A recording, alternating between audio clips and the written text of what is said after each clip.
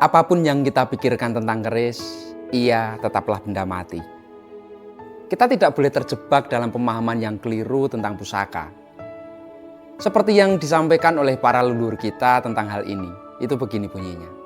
Janjine dudu jimat kemat, ananging agunging Gusti kang pinuji. Janjinya itu bukan jimat, melainkan keagungan Tuhanlah yang mesti diagung luhurkan. Nora kepengin misuwur karena peparingin leluhur. Ananging tumindak luhur karena piwulangin leluhur. Tidak ingin terkenal lantaran warisan nenek moyang, melainkan bertindak luhur karena melaksanakan nasihat dari nenek moyang.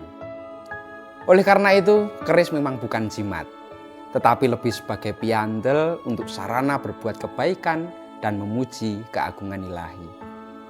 Matur nuwun dan salam tutut hati.